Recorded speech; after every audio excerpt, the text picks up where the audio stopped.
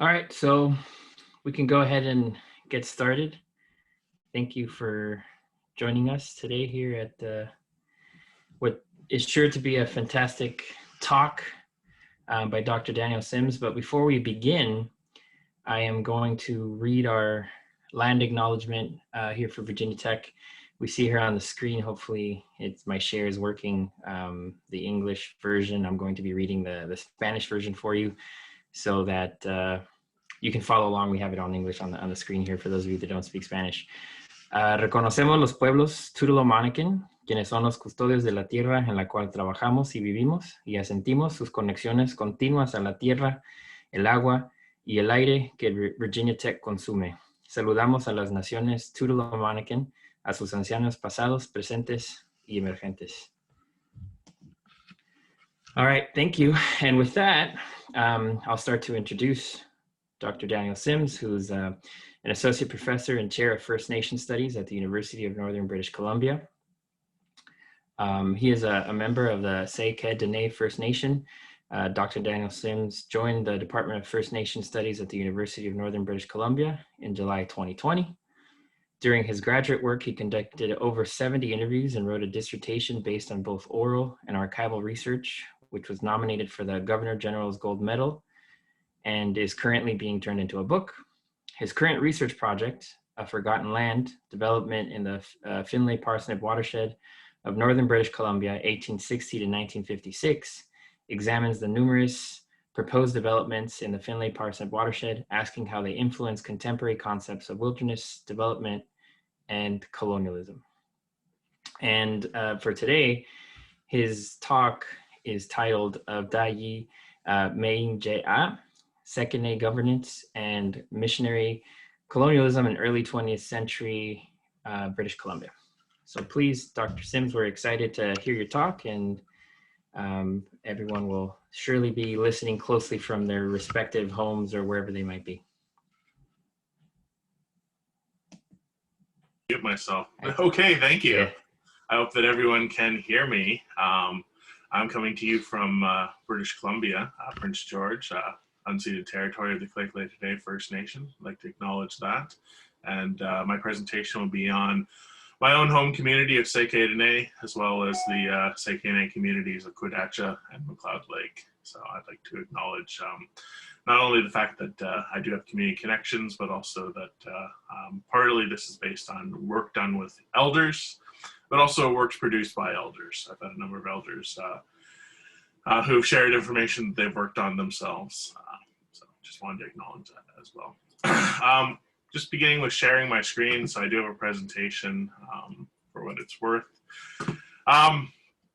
This is a great photo. So this is from Father Nicholas Kokola's visit to Fort Conley around in 1911. And this shows the Sakani Chiefs, as he called them, or Sakani Chiefs.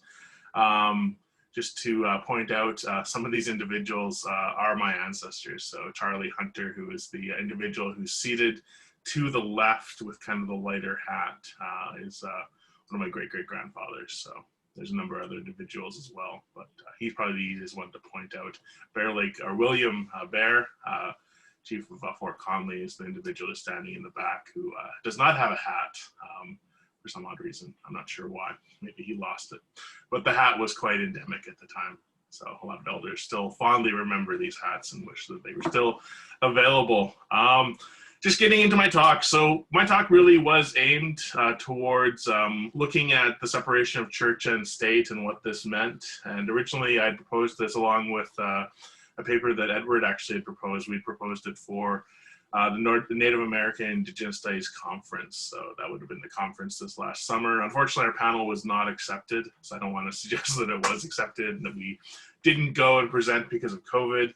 But this is kind of the basis of this talk, but as well of the research itself. And recognizing that we are talking, or I am talking to an audience in the United States, just want to point out a few things, just kind of set the context for this idea of church and state, and just begin with the Queen of Canada. So this is Elizabeth II, by the grace of God, of the United Kingdom, Canada and her other realms and territories, Queen, head of the Commonwealth, and defender of the faith. So, yes, she is the Queen of England.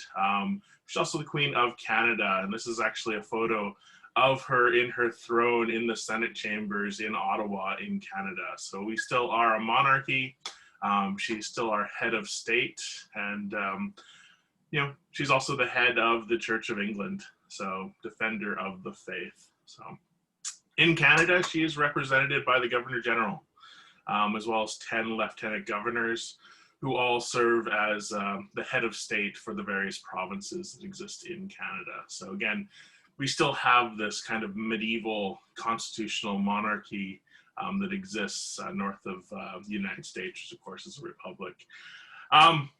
Sounds fairly minor, fairly insignificant. So, you know, a lot of us are told the constitutional monarchies are more of a tradition, less of a important role. But when you look at Indigenous peoples in Canada, it does become fairly important when you consider that treaties are signed between the Crown and Indigenous peoples. And this arrangement has made some Indigenous people accidental royalists. So this was something, a phrase that I actually picked up from a friend on Facebook, because Indigenous peoples in Canada, of course, are dealing with colonialism, dealing with attempts to decolonize Canada.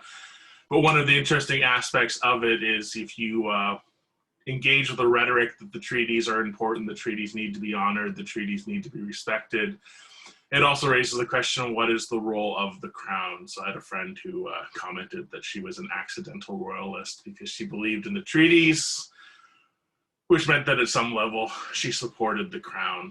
Elizabeth is also a defender of the faith. So of course, this comes from her ancestor, Henry VIII, who defended the Roman Catholic faith before he famously started his own church. Officially, she's defender of all faiths, but she does have a special relationship with Christian faiths, especially the Church of England, which she is the head of. And this connection is seen in the royal chapels. So these are designated places of worship and or groups of clergy, religious officials who serve the monarch, or at least officially serve the monarch. In Canada, we have 3 royal such a state doesn't necessarily exist in Canada. So these are 3 places of worship that are officially endorsed by our head of state as locations where ideally or theoretically she goes to actually worship. In Canada, all 3 of these royal chapels are associated with First Nations. All 3 are connected to the Anglican Church, although as time has gone on, they become increasingly more interdenominational, and in some instances, more of historical sites than active sites of worship. Because they are tied to First Nations, because they are tied to the Anglican Church, and because they are tied to the Crown, they also serve an interesting role where they serve to legitimize, in a certain sense, the colonial state. And just to give you a sense of these 3 chapels, I'm just going to briefly discuss them and what I mean by this. So this is the first royal chapel in Canada, Her Majesty's Royal Chapel of the Mohawks. This is associated with the Haudenosaunee, also known as the Iroquois.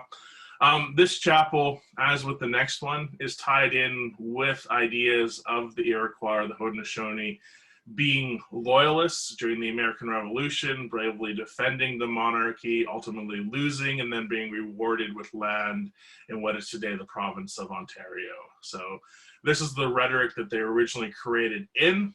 That being said, as time has gone on, there's been less of an emphasis, at least in official presentations of this chapel, there's been less of an emphasis of this being a symbol of loyalism to the Crown and more of an emphasis on a symbol to alliances with the Crown, partnerships with the Crown. So there has been that change that exists, but there still is this connection. So this acknowledgement that this chapel not only recognizes that the Haudenosaunee have a connection to the Crown, but they have a positive connection. So there's something to be celebrated. And there's various relics that exist within the chapel itself that were gifts from various monarchs at points in time. So again, kind of this connection to the Crown. This particular chapel was built in 1785 at St. Paul's Chapel in Brantford. So this is the original name of the chapel. It's the oldest continually used, continued to exist, renovated multiple times chapel in Canada. And it was made an official royal chapel in 1904 by King Edward VII. So this is the first of the royal chapels. There's another one which has a quite confusing name. So Her Majesty's Chapel Royal of the Mohawk. So very similar in name. The background story, more or less the same. So this is tied to the Haudenosaunee, who were loyal or were allied to the crown during the American Revolution. Again, the emphasis changes over time in official documentation. Officially, the original church that was kind of the forerunner of this church that you see, this brick and mortar church, was built in 1784 at St. George's in Tyendinaga. It was rebuilt in 1843 as Christ Church, and this would be the church that would eventually be designated a royal chapel in 2004 by Queen Elizabeth II. So again, these royal chapels aren't necessarily relics of the past, and we're looking at the current millennium, the current century, when this one actually gets designated a royal chapel. And then we get to the last royal chapel, and I don't have a wonderful outside image of this royal chapel, primarily because it is associated with the University of Toronto, the Massey College campus in particular. So this is the Chapel Royal at Massey College, or as it's officially known, its longer name is the Queen's Anishinaabe Sacred Place St. Catherine's Chapel. So that's the longer name. This one isn't associated with the Haudenosaunee or the Iroquois, but it is associated with the Anishinaabe, also known as the Ojibwe. So a different First Nation. Unlike the prior two, there never really was an emphasis that this was a symbol or a connection of loyalty to the crown. And this is largely because the chapel itself was built in 1962 as part of the construction of Massey College, but also because it was designated in 2017. So 3 years ago, when it was designated, it was still designated as a connection between the crown and Indigenous peoples, but in this case, it was designated to recognize treaties, but also reconciliation. So there has been this change that has occurred. That being said, it's still a royal chapel, so there still is this association with the crown, and in a certain sense, it is helping legitimize the crown's role in Canada. So there is this problematic legacy that exists. This just wanted to give you some background information. Now I'm going to get into the Tsek'ehne and their interactions with missionaries, but also how missionaries played a role in colonialism and helped in many instances to legitimize it, but also created situations that were problematic for the Tsek'ehne as a whole. So there is that aspect there. End of the day, this connection, so this connection between religion working as agents of colonialism shouldn't actually come as a surprise to anyone who is familiar with the history of Canada. When we look at Canada, by now most Canadians are now aware of the fact that residential schools were a partnership between the federal government and various Christian churches. And the first residential school actually predated Canada. And the first ones were often religious institutions. So there were some that were associated indirectly to religious institutions, but the first ones tended to be religious institutions. And indeed, the first quote-unquote official residential school, the Mohawk Institute, is actually across the road from Her Majesty's Royal Chapel of the Mohawks. So this is an image of it as it stands today. It's been turned into a museum and a cultural center. So the community is using the building to try and rebuild their culture, bring awareness to their history. But it's also the first residential school in Canada, and there's been a lot of articles written about it, its role, its significance, and there's also been some accusations surrounding how many children perished at the institute when it was operating as an institution of education. A lot of them have been confirmed by archaeologists. Some of them have not. So it is this kind of dark history. It's important to point out, though, that this is tied into the Royal Chapel. So when you go to the website for the Royal Chapel, there's a lot about the Royal Chapel, a lot encouraging people to visit the Royal Chapel, embrace it, embrace this connection to the crown. There is a little page as part of the larger page for the Royal Chapel that does talk about the Mohawk Institute and how it's across the street, and you can also go there. So again, there is this intimate connection between residential schools as sites of colonialism and the Royal Chapels, but the Royal Chapels are often seen in a more positive light. So there is that connection that does exist. We look at colonialism in Canada, or we look at colonialism in North America in general.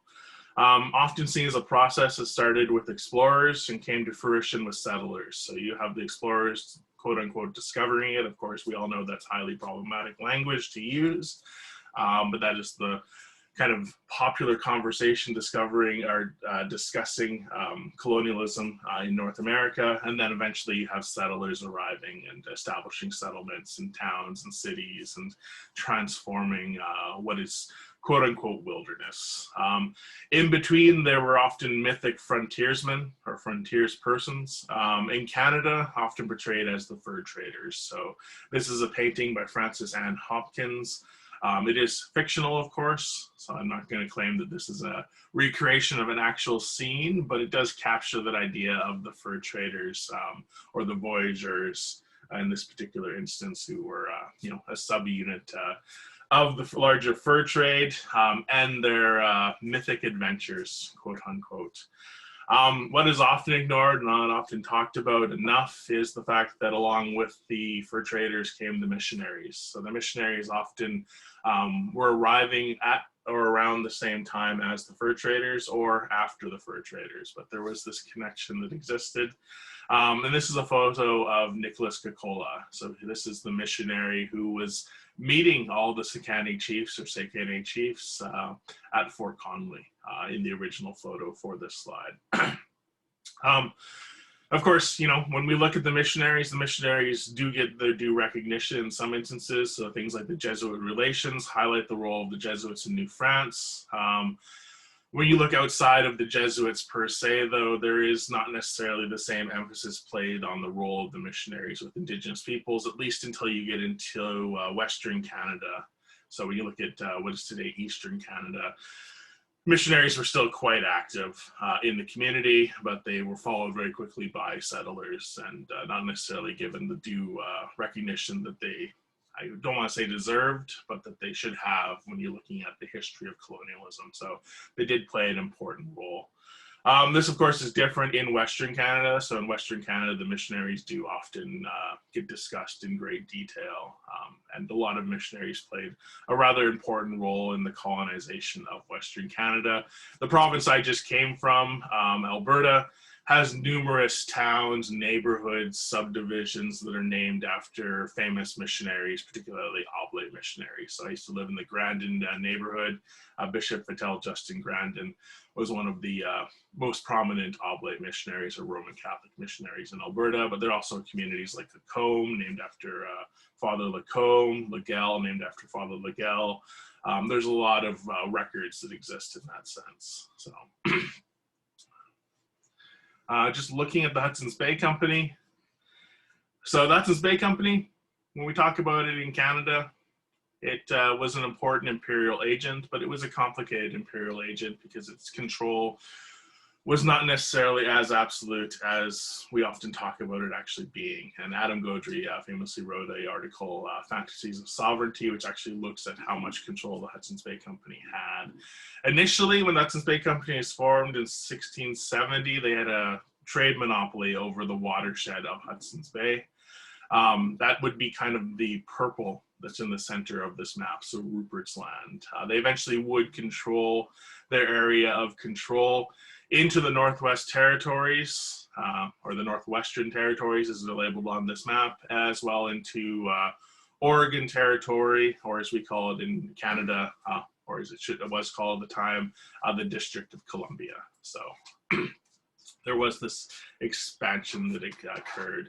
After the American Revolution, the Hudson's Bay Company was often the sole British representative in this area. So there had been some challenges prior to that point in time, not necessarily from the United States, but from other imperial powers. So things begin to change after the American Revolution. Of course, I'm not talking about immediately after Revolution, but things begin to change. You have the American Revolution, you have the ceding of the Ohio Valley to the new republic, and then you have the purchase eventually of Louisiana Territory. So you're removing other European imperial powers.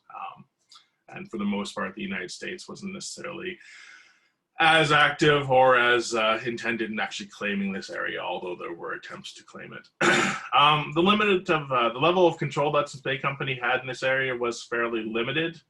So Hudson's Bay Company was a fur trade company. They're primarily concerned with the fur trade. They did have some proprietary colonies that emerged in the 1800s, most notably in the Red River Valley around present-day Winnipeg, but also on the west coast of Vancouver Island and into British Columbia, although those two colonies were intimately tied to the Hudson's Bay Company, but not technically proprietary colonies in the most strict sense. There was some challenge from other fur trade companies. So the Hudson's Bay Company had a trade monopoly, but within the larger British Empire, this trade monopoly wasn't guaranteed.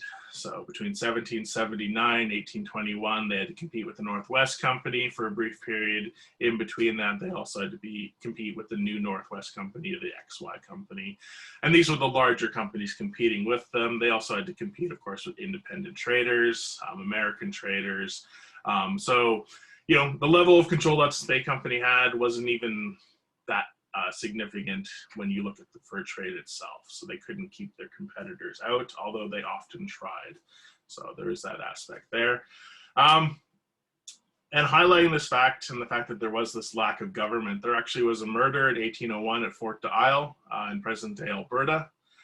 This was an island in the North Saskatchewan River that actually saw all three of these fur trade companies established fur trade posts. The competition was fierce, and one individual was killed and put on trial.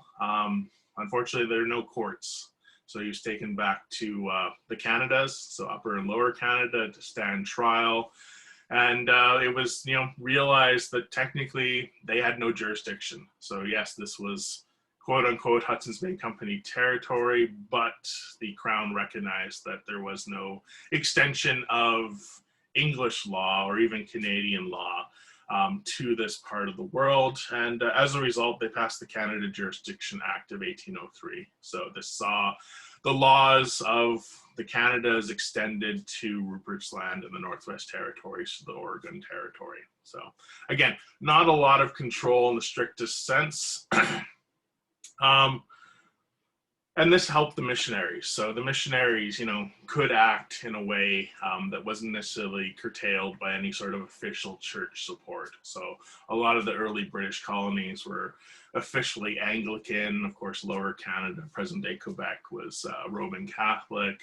But there was this emphasis of, having a correct religion. But in Western Canada, Hudson's Bay Company had a preference, and certainly after 1840, Methodists were received kind of as the quote-unquote official missionary group working in the West, but Hudson's Bay Company really couldn't stop the missionaries from operating. And as a result, missions soon emerged throughout the Northwest. So in Rupert's Land, the Northwest Territories, and the Oregon Territory, the Roman Catholics tended to dominate. So this is something also that was not necessarily seen as ideal from a British perspective. Wasn't officially a Catholic country. And of course, there were the whole issues of what legal rights Catholics had within the empire at various points in time. And then once those restrictions were lifted, what unofficial role the Roman Catholic Church played. When we look at the missionaries, it's important to point out that the power structure of the missionaries and the power structure of the fur trade and their goals and their objectives and their role in colonialism in Western Canada, sometimes they aligned, sometimes they did not. So it's not simply saying, they're two agents of imperialism, of colonialism in Western Canada. You have to be aware of them and they're working in tandem and that it was this grand master plan.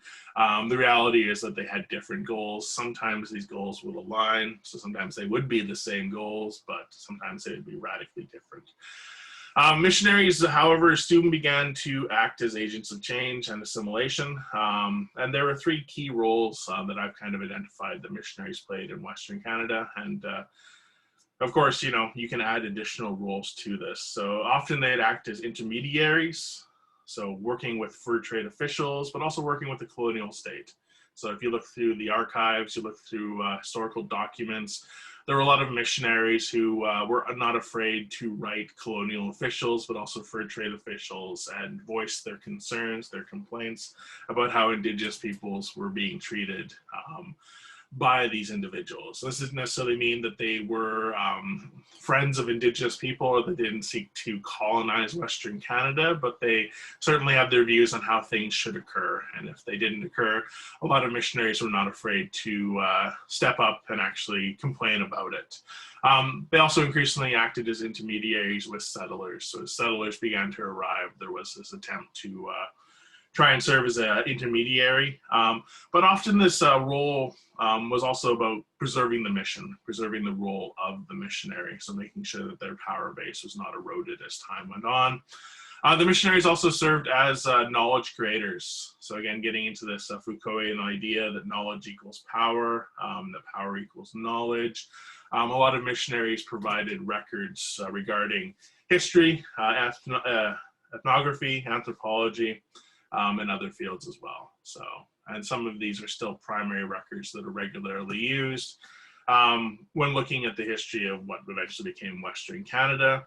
And finally, missionaries would often serve as enforcers, so enforcing Aboriginal policy, but also enforcing Canadian law. So yeah, there were times where they were willing to actually serve as intermediaries, try and get things changed, but there are other times where they simply served as enforcers in this policy and would actually work to enter their goals. This brings in Canada. So starting in 1849, colonies were created west of the Rockies. So they eventually would unify into the colony of British Columbia, which would eventually join Canada in 1871. But in 1867, it would actually be three colonies that would unite in what is today Eastern Canada to form the Dominion of Canada. So you had the colony of Canada. On this map, it would include Ontario and Quebec, but you also had New Brunswick and Nova Scotia. And this is part of a larger plan within British North America to unify the colonies, to help ward off the United States, but also for economic considerations. And from a British perspective, it was seen as a good thing because it would reduce expenditures in this part of the world. But the goal of these three colonies when they unified was eventually to include all of British North America. So they began to expand almost immediately. And in 1869, they would look into acquiring the Hudson's Bay Company's territories. So Rupert's Land, the Northwestern Territories. It wouldn't quite work out that way. So the Métis living in the colony of Red River, also known as the Assiniboia, would resist this takeover. And it's often known as the Red River Rebellion or the Red River Resistance, but it would lead to the creation of the province of Manitoba and the acquisition of the Northwest Territories in 1870.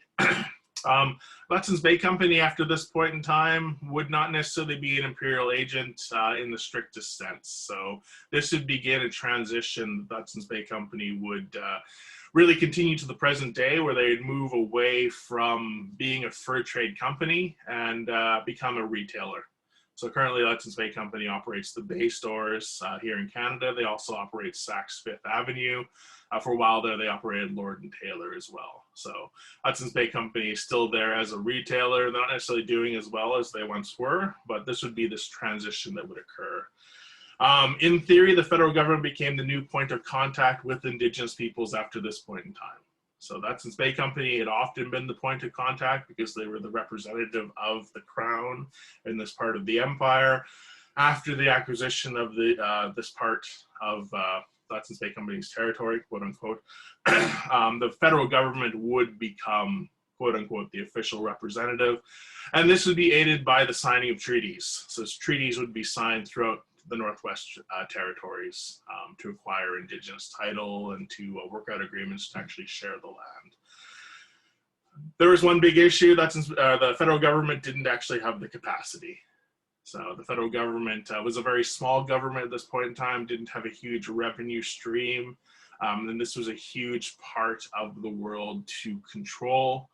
And because they weren't there to actually make money, so that's the Bay Company was of course always there to make money, at least in some level. There might have been losses, but those are often rationalized with the idea that they would generate revenue elsewhere or eventually over time. So the federal government didn't actually have the capacity to become this intermediary between Indigenous peoples and settlers. And this created an interesting situation. First and foremost, it meant that Canadian Aboriginal policy, as it was established in Ottawa, was not uniformly implemented across the Northwest Territories. BC didn't help, so British Columbia didn't help. There was a clause that was included in British Columbia's Terms of Union, which allowed British Columbia to continue its colonial Aboriginal policy. Ottawa, so the capital of Canada, and Victoria, the capital of British Columbia, would actually engage in a decades-long dispute regarding what Aboriginal policy was in British Columbia. And it would continue from 1871 really until 1927, and depending on how you want to look at it, continues to this day. So British Columbia is somewhat unique in Canada because it's currently still signing treaties, and you know, just this interesting relic of the past, but it does stem from this original dispute. Of course, because Ottawa was fighting with British Columbia, it meant that resources were needed there, resources that were taken away from interacting with Indigenous peoples in other parts of the new Dominion. In many ways, residential schools highlight this situation. So they were an attempt to replicate the Indian boarding school system of the United States, famously often run by the US military. But rather than handing it over to the rather small Canadian military, which didn't have the capacity to actually operate them, residential schools in Canada were contracted out to various churches. And the idea was that by having the churches operate them, the churches could use the pre-existing connections to Indigenous communities, but that they could also save the federal government money. So the churches would take over a lot of the cost of actually running the schools themselves. In theory, each community, each reserve had an Indian agent.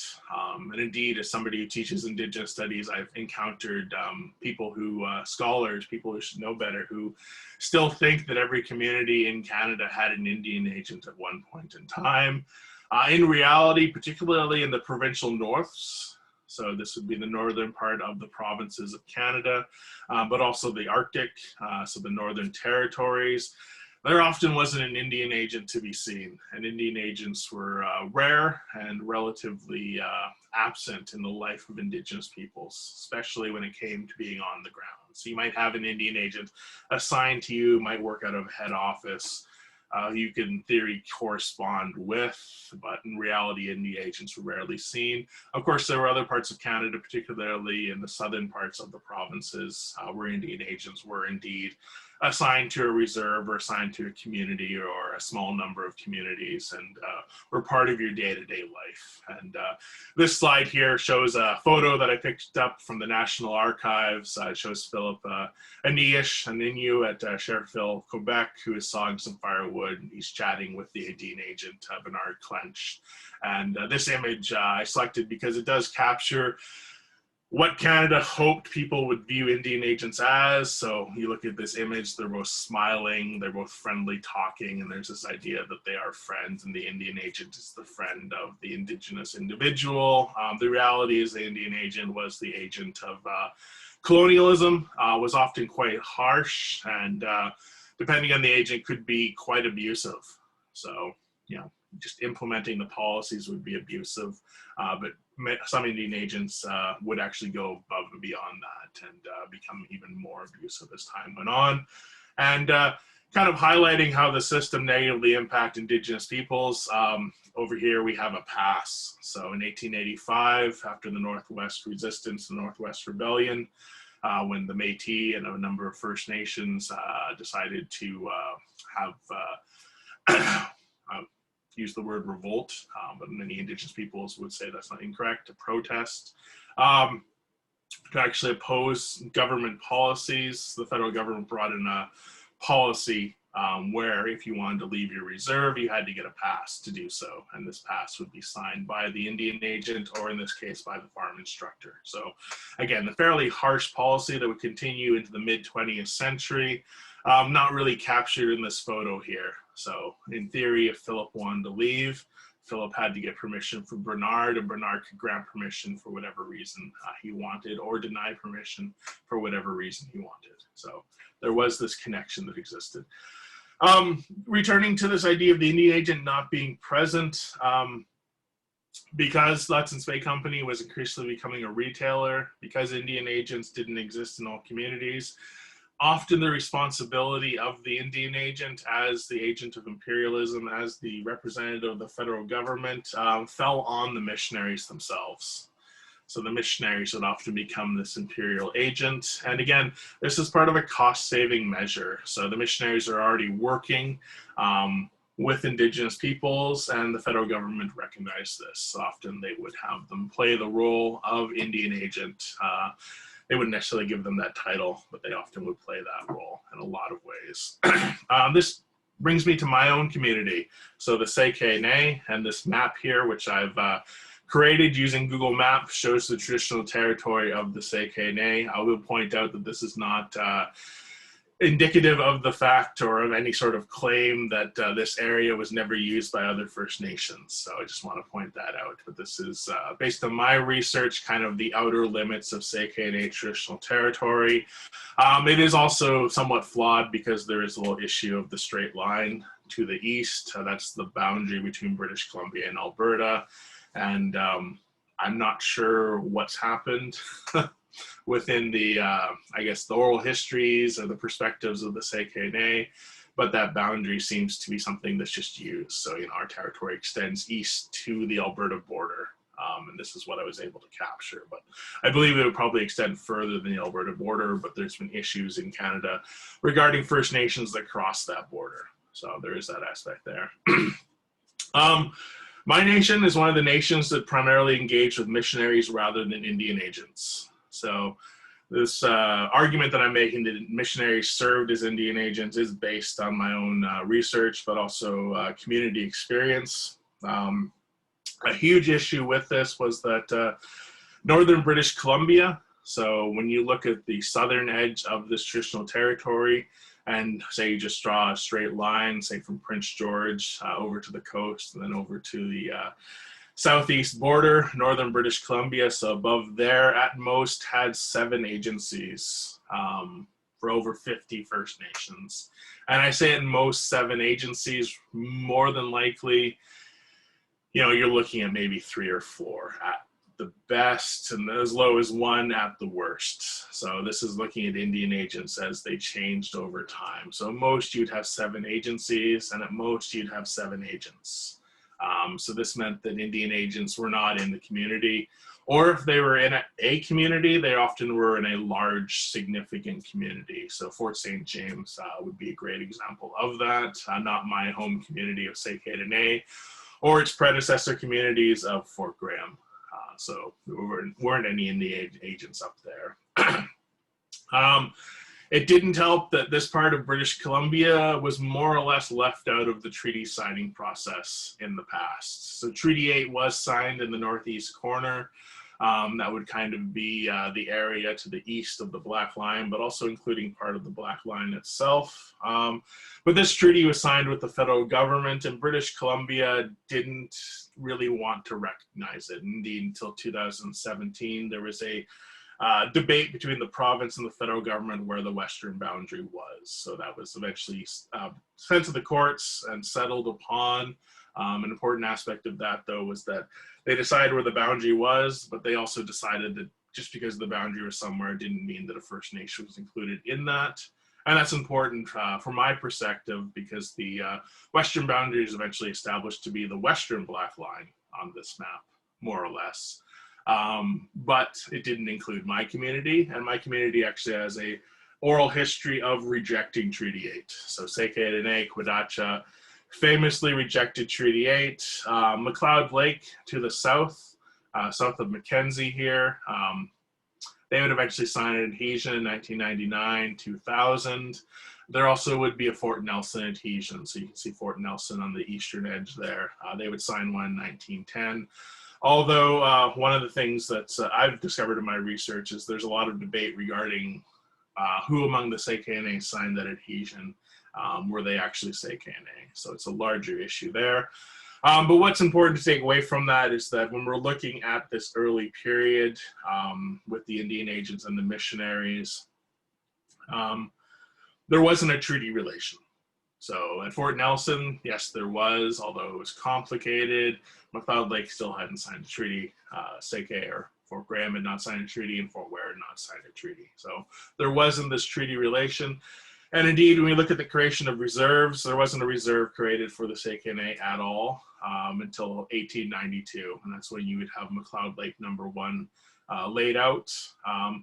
Other reserves would follow over the next half century, most in connection to the Mcbride Commission. So this would be a commission that was an attempt to resolve the dispute between the federal and provincial government over Aboriginal policy in Canada. At the time, eventually it would be seen as success. So you'd have the Great Settlement of 1927. Now, sitting here in 2020, we know that it was not a success. In many ways, it was a way of pretending that success had been achieved.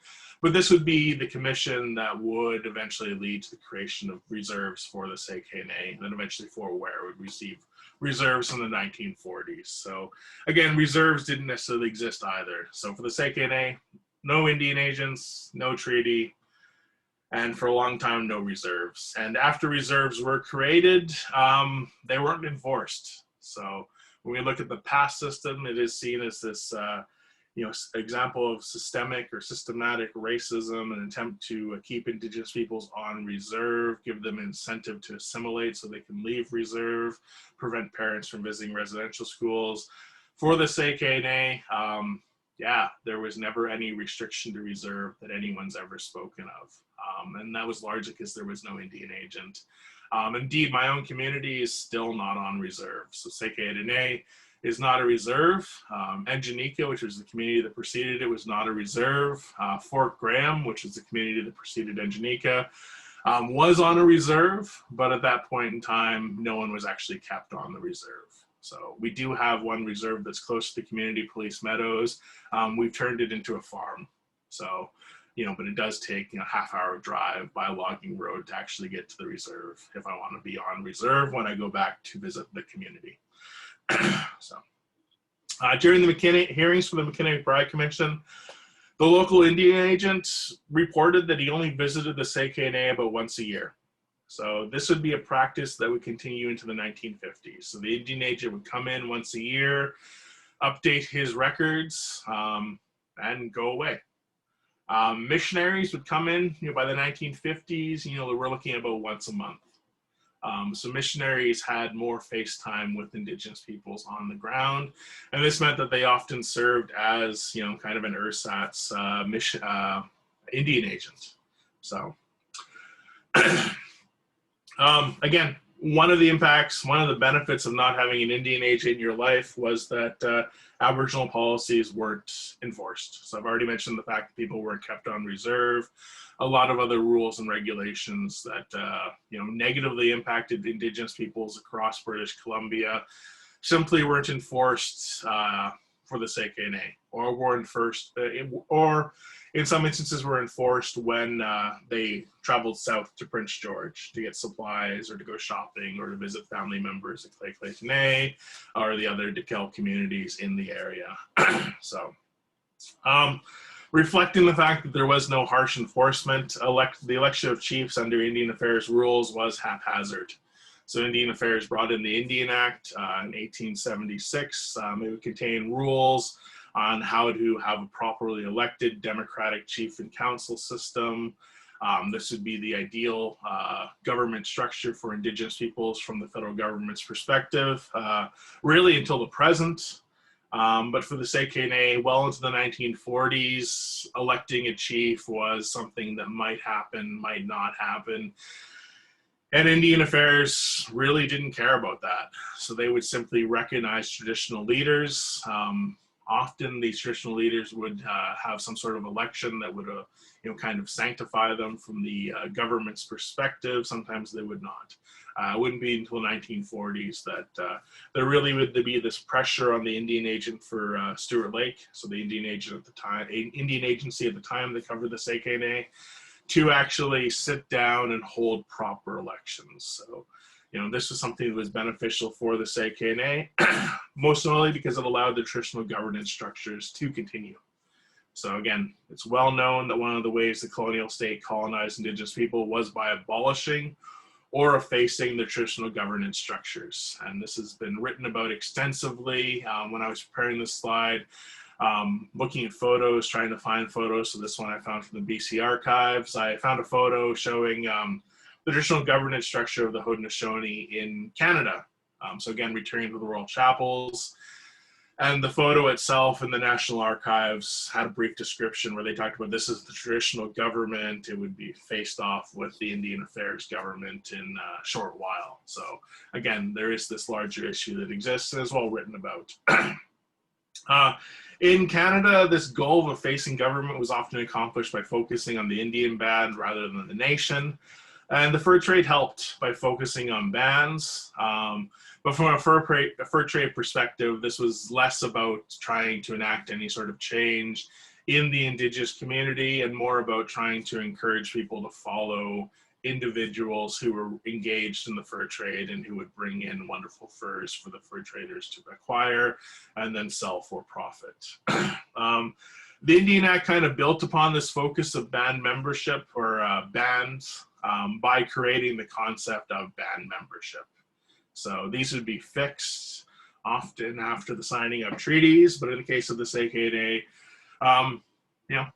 as Indian Affairs began to engage with them, and lists would emerge, and these lists still exist to this day. So in Canada, we have Indian status, which recognizes the federal government recognizes you as a First Nations individual, as a Native American, to use the American term. But you also have band membership, which is separate from it, often connected to it though. And this indicates that you're not only recognized by the federal government in a certain sense, so it's not the same as status, but also that you're recognized to be a member of a community. So very similar to tribal citizenship in the United States. But by fixing this of course gave prominence to the bands, and this also allowed Indian Affairs to try and enforce the chief and council system. So each band needs a chief and council. That was the goal behind it. And of course, this was something that didn't necessarily exist as a form of government for many Indigenous communities. And it was also complicated by the fact that at the end of the day, Indian Affairs was hoping to end the legal category of Indian in Canada. So, it was created to make government structures more democratic, bring them more in line with European standards and practices, but the end goal was always to make sure that Indigenous peoples disappeared. So it wasn't necessarily seen as good for Indigenous people's survival. It was often seen as good for their disappearance. It was also complicated by the fact that although the leaders were elected, and although the system was in theory democratic, Indian agents and farm instructors had a lot of power over these elected leaders. They often controlled the budget, they had the power of the purse, but they also could remove elected leaders if they felt that they were not governing appropriately or leading appropriately. And historically, this was used to remove troublesome leaders. And again, this is something that people have talked about when they look at the history of Indigenous peoples in Canada. Again, because the Tsek'ehne didn't have Indian agents per se, there wasn't this push to remove troublesome leaders. And, it's an interesting aspect. For at various points in time, Indigenous peoples could not actually contact the federal government directly, or were not allowed to or encouraged to. For the Tsek'ehne, because there was no Indian agent, often they did have to directly contact the federal government. So it's this exception to the rule. So again, just looking at what this means, when we talk about Indian Affairs, we talk about the chief and council system. The fact that it is this system that was opposed by the federal government has made many people question the legitimacy of chief in council. And these are two cartoons by Kwakwaka'wakw artist Gord Hill. And in these two cartoons, he's very clearly attacking the chief and council system in Canada. So on the one side, on the left side, you have Indian chief, a modern Indian chief in a business suit who is a puppet to white supremacy. And he has money in his hands because he's getting money from the federal government. And then on the right, you have a Assembly of First Nations. So this is a national organization that unites First Nations in Canada to deal with the federal government, being called a sellout. And of course, again, having that government money in his hands as he sweats and runs away from the protesters, from the community members. So there is, again, this larger discussion of what it means to be an Indian Affairs chief or council member. We look at Tsek'ehne government structures. It's important to point out that they never were authoritarian. So when we look at this photo of the Sakani or Sakani Chiefs meeting Father Kokola, there were multiple chiefs, multiple leaders that emerged in the community. It was never authoritarian. So I've had elders tell me that in a proper Tsek'ehne perspective and interactions with other individuals, you never tell anyone what to do once they're an adult. You simply ask them if they want to do something. So as one elder pointed out, you don't say, do you want to go fishing? You say, I'm going fishing. Would you like to come? So never authoritarian. That being said, they were leaders. So they were leaders in the community, and they are often leaders because of their recognized ability and skill in engaging with individuals and in governing, I guess, with a non-authoritarian approach. Some people might call this libertarian. Some people might equate it to anarchy. Both of the terms are misleading. So it was just a very non-authoritarian form of government, and non-authoritarian to the point where some people writing about the Tsek'ehne would actually argue that they had no government prior to contact with Europeans. Although, of course, from the Tsek'ehne perspective, this is ludicrous. Looking at Tsek'ehne traditional territory, it was divided between great families. So you had that traditional territory, which I'll just return to here. This would be divided among the great families. These great families would often have leaders who would lead them. It wasn't hereditary in any meaningful sense, but it could be hereditary in the sense that, you know, if a son was a good leader, he might succeed his father as leader at some point in time, or maybe co-leader at a various point in time.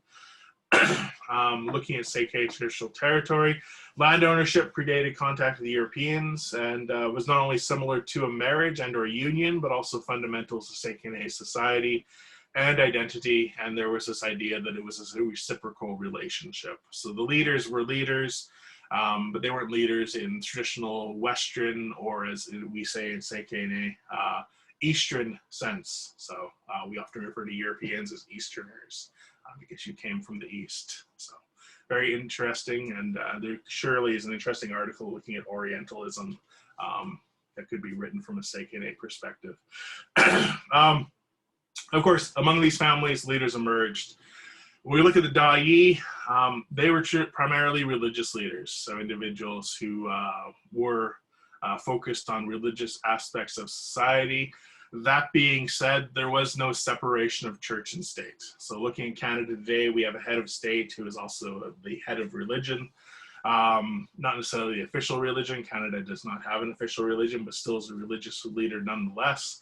For the Jiih, could be said that they were focused primarily on religious aspects of life, but they also were involved in the political aspects of life as well. And there was this sense that they were in touch with you know, higher realms. So he who sits upon the sky, which is the English translation of the Tsek'ehne name for God.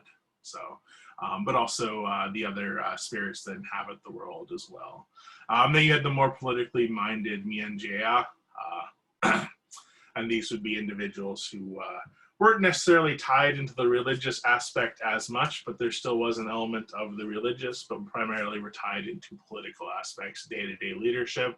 The name actually refers to my mind alone, or my thoughts alone. So this idea that they were thinking their own thoughts, and that these thoughts would then be used to lead the people. Until Indian Affairs began enforcing the chief and council system in the 1940s, these individuals were the sole leaders of the Tsek'ehne. So, you have Father Kakola arriving in Fort Conley, meeting with the Sakani Chiefs. There weren't this many Sakani bands from the government's perspective, not even close. So at this point in time, you'd have around 3 or 4 bands, depending on how you define them. But you'd have this many leaders, and indeed you'd have more. So these were the leaders who actually wanted to meet with Father Kakola. There were other leaders who had no time for Father Kakola at any point in time. So Charlie Hunter, then again, sitting to the left in the light hat, one of my ancestors. Another one of my ancestors, Tomai Zoni, who was much younger than Charlie Hunter, was a Jiih and had no time for the missionaries. So he just saw them as, interluders, which is rather interesting because, as many of my aunts and uncles remember, his wife was quite religious, but her father, who was old Pierre, was one of these chiefs as well. So who really cares? So what does it matter that the federal government doesn't really have an important role? What does it matter that the fur trade is becoming retailers? What does it matter that the missionaries are acting as Indian agents? It matters mostly because the missionaries were interested in doing this. So the fur trade, again, little concern about traditional government structures. They wanted to make sure the furs came in. As long as furs came in, they were happy. They could promote leaders who were seen as good trappers, as good traders, at least from a fur trade perspective. So somebody who would trade and the fur trade would make as much money as they could. But other than that, they really didn't care. So it was more about finding out who are your trading partners, who are your customers, who are the leaders, how can you influence them, and how can you enrich yourself in the trade. So they didn't necessarily want to change everything categorically. The one impact of the fur trade, I will say, is that often fur trade posts were built at pre-existing settlement sites. So these weren't necessarily permanent villages, but they often were pre-existing settlement sites. And this could increase the appeal or the power of those sites, particularly as people began to live closer and closer to the fur trading posts. For the Tsek'ehne, you really didn't have a huge population living by the posts at any point in time. So people would live there at times, but other times they would not. And partly this was also because they would want to be out on their trap lines during the winter, and the fur traders would encourage them to do this. So there was that aspect there. Indian Affairs took a more pragmatic approach. So the chief and council system wasn't ideal, but their resources were not unlimited. And this is an interesting aspect about Indian Affairs in Canada as a whole. So often it's quite easy to simplify what their policies were, what their procedures were. This is what Indian Affairs was doing. This is what they were achieving. This is how they were negatively impacting Indigenous peoples. But the reality is that Indian Affairs was not all powerful. So there were limitations to what they could do. And I'm not saying this necessarily makes things better.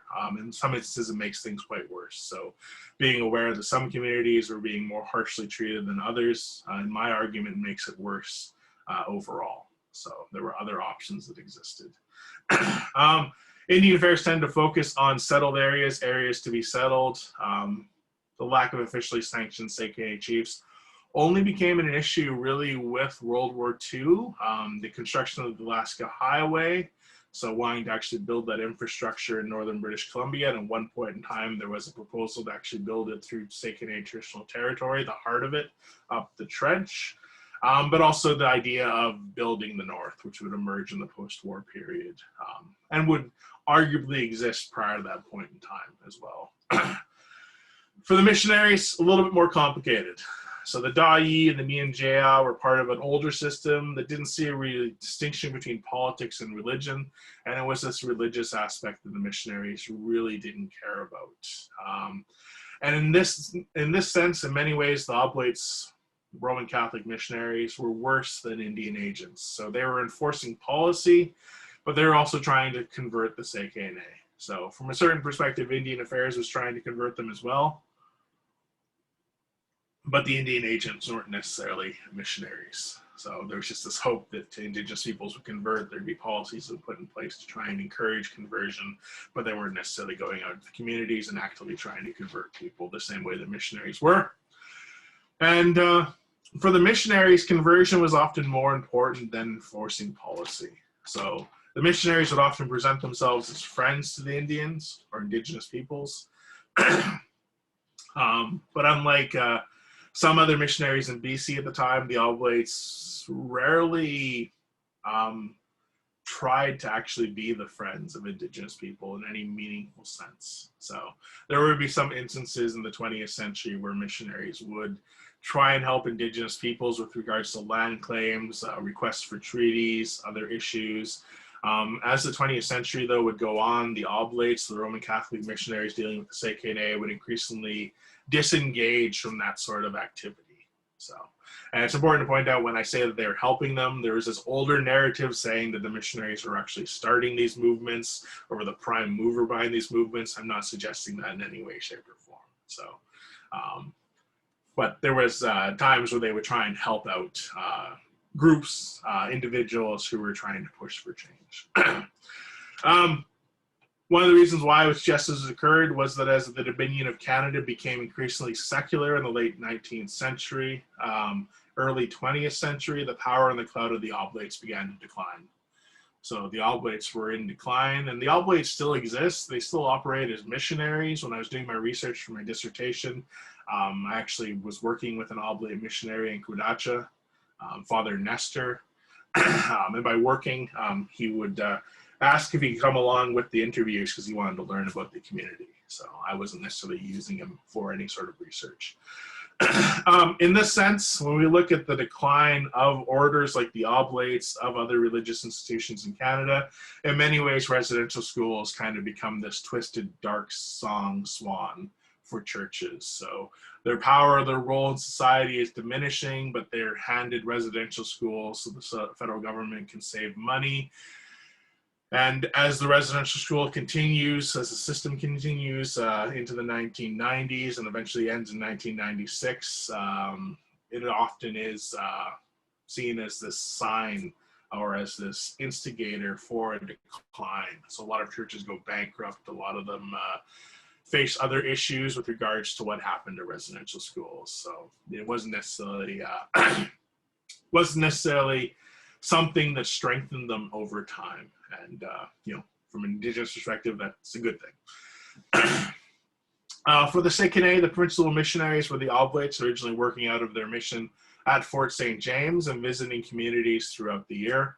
Rather than try and replicate the mission in any Tsek'ehne community, the approach taken by the Oblates was to support Christian leaders over pagan ones. And I do have Christian here in quotation marks, so quote unquote Christian, and pagan in quotation marks. When we look at the photo that's used for the advertisement, that's been used for the introduction that I've shown when I talked about traditional governance, you will notice that there are some ribbons. These ribbons were handed out by Father Kokola. These were recognizing that these chiefs were quote unquote Christian. So it was a way of actually recognizing them as proper Indigenous leaders, at least from an Oblate perspective. Not simply a matter of ribbons and awards. So since Indian Affairs did not regularly have Indian agents on the ground, they often relied on the missionaries as, again, Indian agents. And the fact that the Oblates were indicating which chiefs were ideal because they had quote unquote converted was problematic and would be problematic as the Tsek'ehne would enter into the 20th century and as they would reach the mid-century mark. Horrible tragedy would occur, the construction of the WAC Bennett Dam. But yeah, the Oblates were able to actually use their role as missionaries, but also as Indian agents to kind of handpick which chiefs they felt should be recognized. And Indian Affairs, not having anyone really on the ground, often relied on the missionaries for information. So they would find out who the chiefs were through the missionaries. Sometimes, of course, they'd find them out by visiting on the ground, but the missionaries were often a wonderful source of information for that. For the Tsek'ehne, not necessarily apparent. So yes, some chiefs are getting ribbons, some chiefs are friends with the missionaries, but from a Tsek'ehne perspective, doesn't really matter. So traditional government structures remained. The Jiih remained, the Mianjaya remained, the leadership system remained. Sure, some chiefs got ribbons, but that was largely seen as, they were friends with the missionaries. So the missionaries had given them a gift. One important aspect to bear in mind is that from a Tsek'ehne perspective, the traditional Tsek'ehne religion is not categorically opposed to Christianity. And this is something that can often be confusing when you're dealing with the Tsek'ehne. There are a lot of indigenous religions in North America. A lot of them are categorically opposed to Christianity, or if they're not categorically opposed, they don't quite mix with Christianity well. But for the Tsek'ehne, there is this view, this perspective that Christianity is something that easily fits in to a pre-existing religion. So it's not seen as something that challenges it. The most challenging aspect is simply that a lot of Tsek'ehne view Christians and the Christian churches as far too judgmental. So there's this sense that since you are not aware of everything, you should not judge others for what they have done. But there's still this view that it does mix well with traditional Tsek'ehne religion. So from a Tsek'ehne perspective, the chiefs who got ribbons, that's just because they're friends with the missionaries, not because they've converted or because they've assimilated. As the capacity of the Canadian state began to build in the north in the mid-20th century, this relationship had a devastating impact. So Indian Affairs only worked with recognized chiefs. And so when I was doing my research on the Bennett Dam, how it was constructed, how people were actually consulted, how decisions were made, it became apparent that if you were seen as a leader in the community, a da'i or mianjaya, and Indian Affairs did not recognize you as a leader, you didn't get consulted, or at best you got consulted as just an average band member. So Indian Affairs just was not interested. And there was a correlation between who the Oblates liked and who Indian Affairs liked. So there was just that perspective there, although it wasn't necessarily a perfect correlation. Because in some instances, Indian Affairs would cherry pick even among those idealized leaders to get the ones that they thought would give them the best answer. So for the da'i, there's also the impact that because they were seen as more religious, they often were not, by definition, the idealized leader, either from the missionary perspective or from the Indian Affairs perspective. So they often were bypassed altogether, which become problematic because in some sense, the da'i were considered to be more influential traditionally than the mianjaya.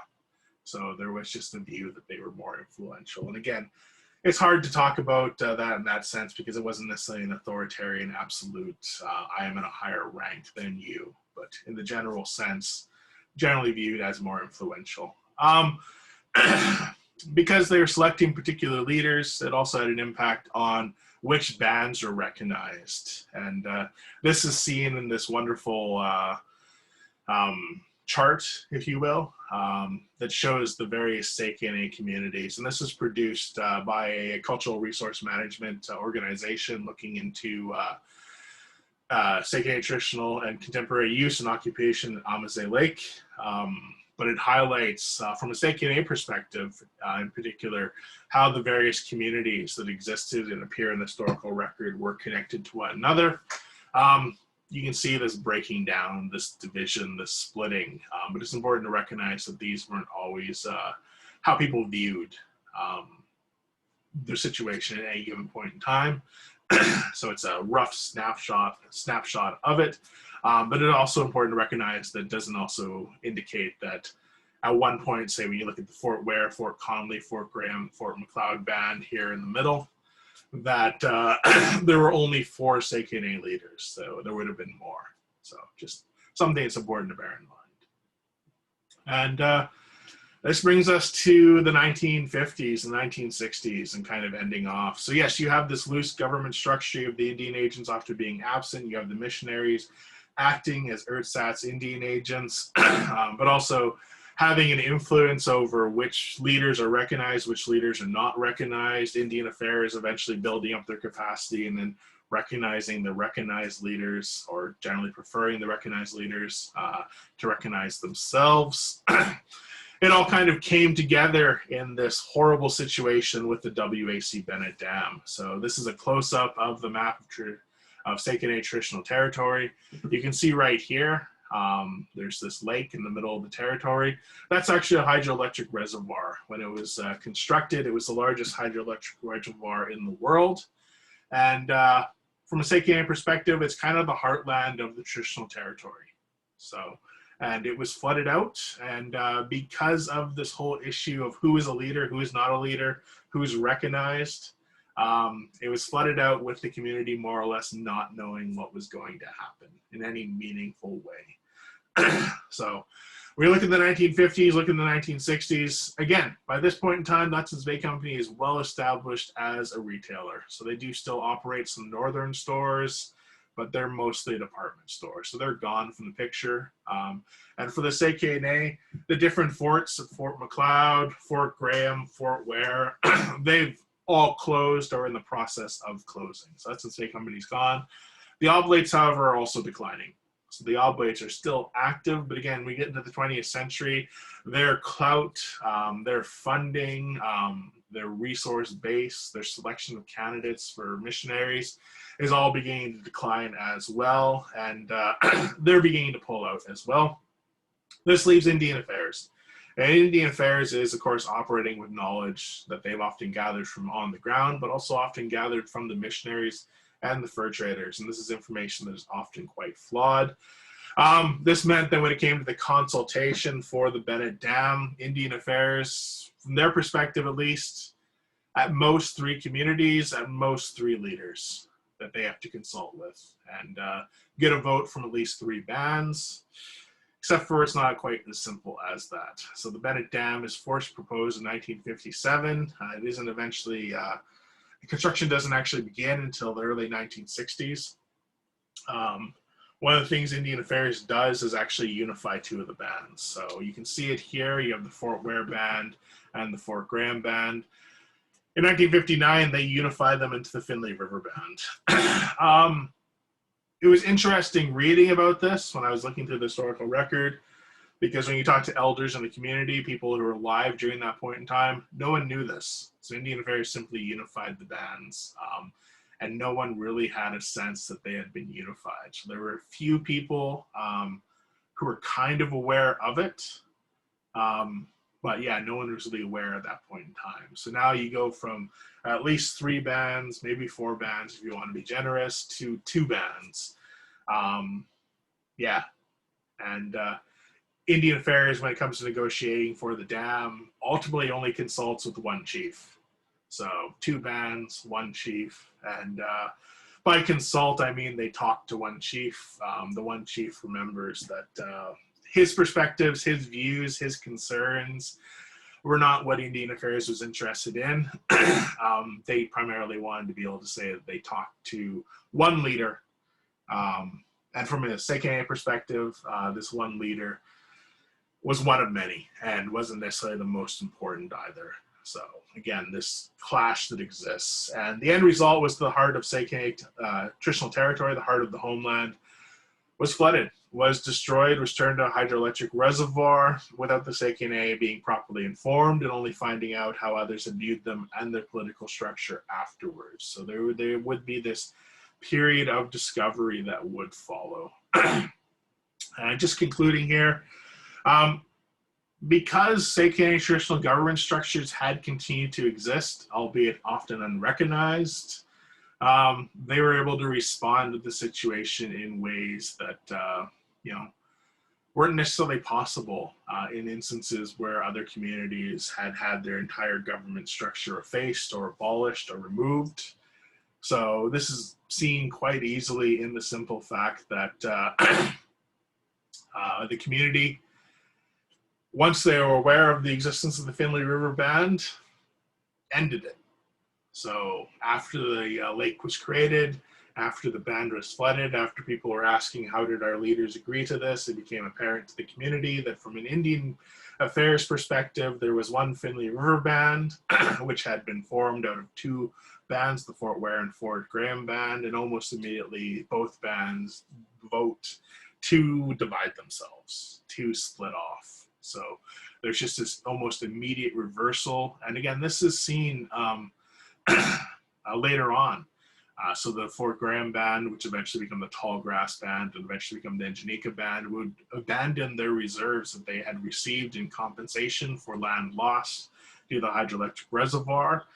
Because from their perspective, they had not selected the land, they did not want to live on the land, and they thought the land was in the traditional territory of their relatives at McLeod Lake, so they shouldn't even be there. And the idea that they could claim this territory, which belonged to their relatives, was ludicrous. So they relocated to their historic village site of Ingenika in 1971, 1972, and people would trickle back after that, where they would establish a quote-unquote squatter community at a historic village site and would continue to live there until 1989 when they would move to their current settlement of Tsek'ehne.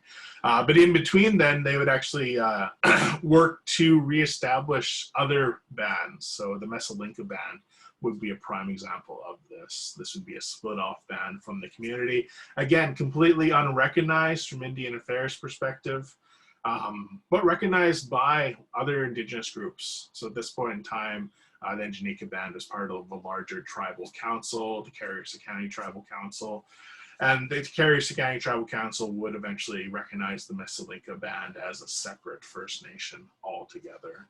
So yeah, there was this pushback that emerged, and this pushback would be pushed by traditional leaders. So once the traditional leaders would kind of realize what had happened, that they consulted one officially recognized leader when they should have indeed consulted many more, but also that they weren't recognizing traditional leaders. Traditional leaders just began to reassert themselves. And this would be something that would be seen as kind of a rebirth or a reestablishment or continuance of traditional Tsek'ehne government structures. And it's something the community is still dealing with to this day. So there are currently 3 different Tsek'ehne communities, 4 if you include Takla Lake. Yeah, they have officially recognized Indian Affairs chief and councils, but often the people who become chief are people who are already recognized leaders in the community. So they're already part of that traditional government structure, and the community in many ways is trying to subvert the official colonial system by simply selecting their own leaders and then having out of that pool of leaders somebody get officially elected so they can become the official leader. And this is helped out by the fact that the communities, when they were given the option in the 1950s, particularly in 1952, to establish their own election system, established a system by custom. So this would allow them to actually hold their own governments accountable, hold their own elections, and hold their own elections in a style that was appropriate to the community. So yeah, an interesting aspect there. All 3 communities, again, are dealing with the aftermath of WAC Bennett Dam. Hey, Dan, we're just about out of time. If you want to wrap us up so we can move into a quick Q&A. Oh yeah, I'm just finishing. I'm on the conclusion. But thank you.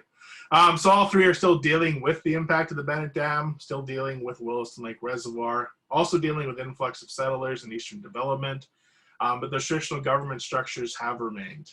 And this is kind of the challenge that's facing all 3 communities, is how to make sure that those government structures continue into the 21st century, and how do they get recognized by outsiders. And this recognition isn't necessarily an attempt to have them legitimized by outsiders, but simply have outsiders show respect in Tsek'ehne traditional territory. And in this sense, all 3 have benefited from the failure of the federal government to efface traditional leadership. So they've just benefited from the fact that Indian Affairs didn't have a presence on the ground. They benefited from the fact that although the missionaries were working as Indian agents in a certain sense, the missionaries kind of created this system that coexisted with the traditional system. So there has been this continuity within leadership. And I would suggest that this continuity is one of the big things that's actually led to a legitimacy to Tsek'ehne leadership that continues to this day.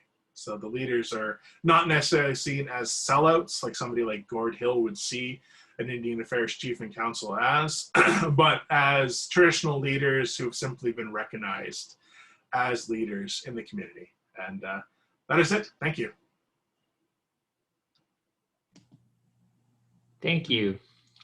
So we do have a couple questions that came in. Why don't we can address those if any of them seem to like. I think they're all pretty good questions here. So we can start out with maybe I don't know if you see the Q&A feature there towards the bottom.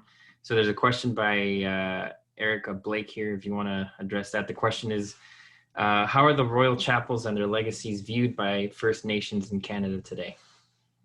That's a complicated question. So, I mean, at a certain level, the Haudenosaunee view the first two royal chapels as a part of their history and as part of their community, as part of their culture. So there is a celebration of their existence. Of course, they've always emphasized that this wasn't a result of them being loyal to the crown, but because they were allied with the British.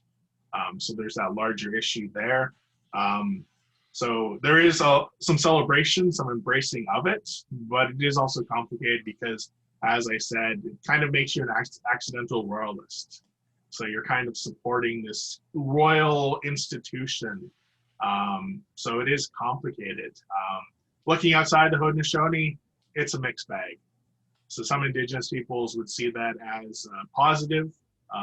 Some of them would see it as incredibly negative.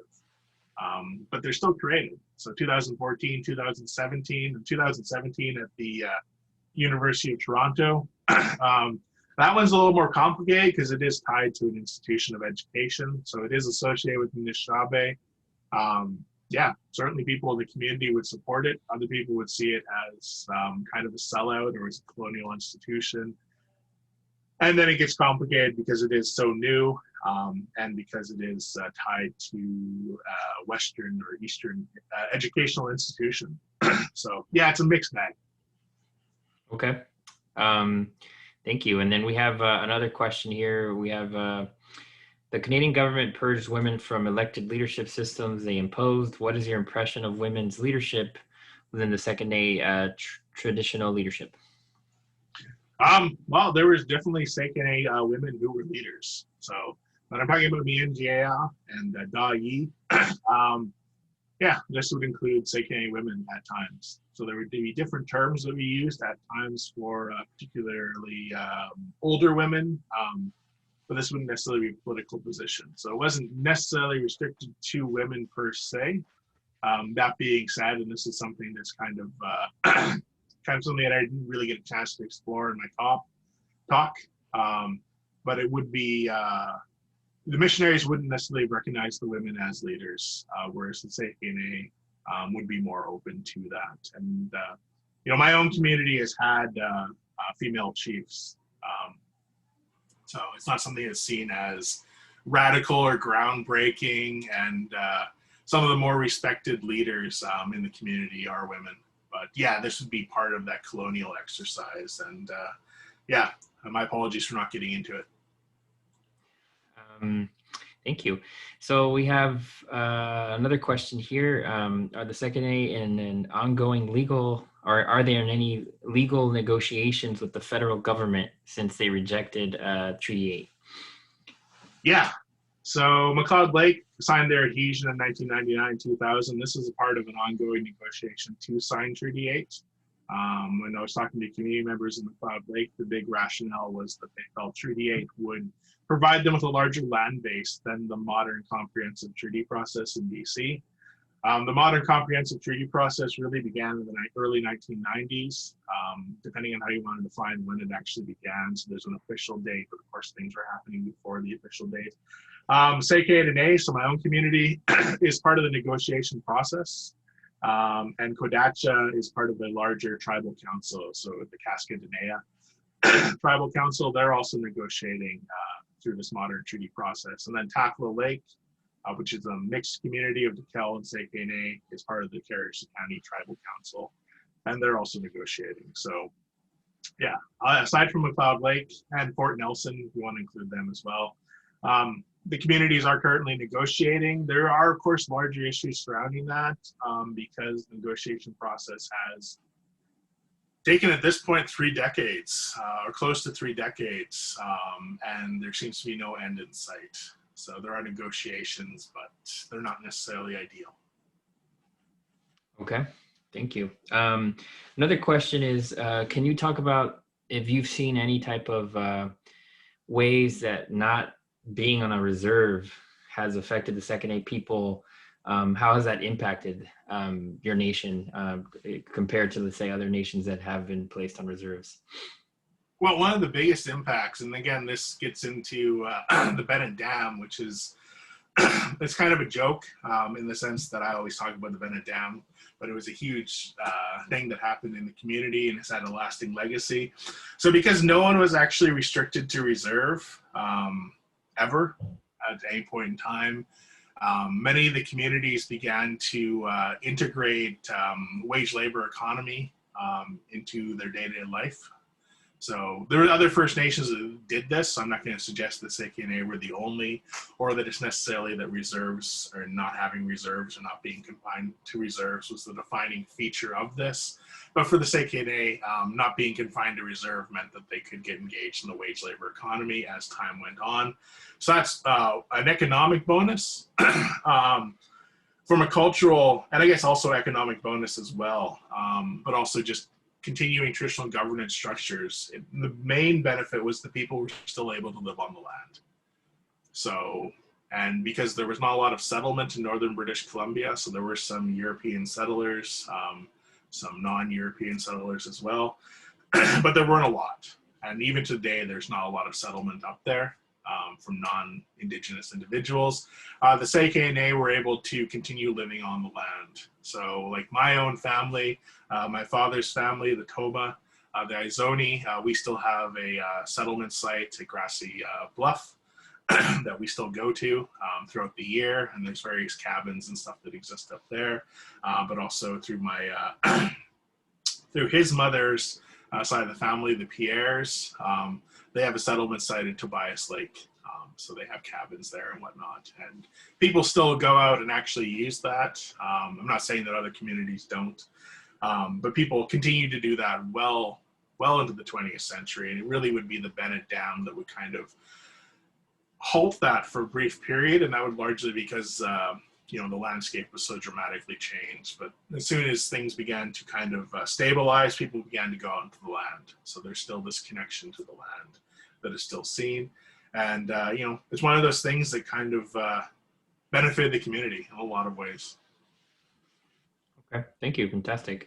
So final question we have here from the audience is how many Indian agents were typically assigned to a community? It depended on the community and the size of the community. So typically assigned is hard to say because there are some communities like mine maybe had one Indian agent, but that Indian agent was shared among many communities. So the Stewart Lake Agency had many communities in it. But there'd be other larger communities where you might get one or two or three or four larger communities. Generally, the level of, I don't want to say service, but maybe that's the word that I should use because I can't think of another word to use, but the number of Indian agents you would have who would actually be working with you would be tied to how close you were to non-Indigenous settlements. So Indian agents were there as kind of a representative of the colonial government.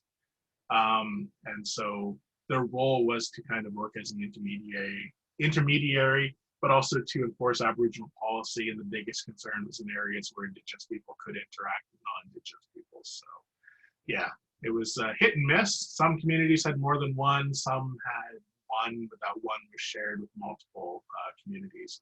Some communities also have farm instructors, so these wouldn't necessarily be Indian agents per se, but they were still agents of the colonial state who would be there to teach farming and things like that. Okay, fantastic. Well, thank you very much, the audience, for sending these fantastic questions, and also to Dr. Sims for joining us from all the way in basically across the continent. So it's fantastic that you were able to come in. On behalf of the American Indian and Indigenous Community Center here at Virginia Tech, I definitely thank you. And I have opened up the chat now for all people in attendance if you guys want to send some congratulations. One of the unfortunate parts of being on these virtual platforms is that we can't have that nice little raucous applause.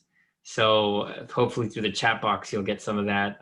Thank you very much. And I'd also like to thank Melissa Faircloth, who has made all of this possible there at the American Indian and Indigenous Community Center here at Virginia Tech. Thank you very much, Dr. Sims, and I will see you tomorrow.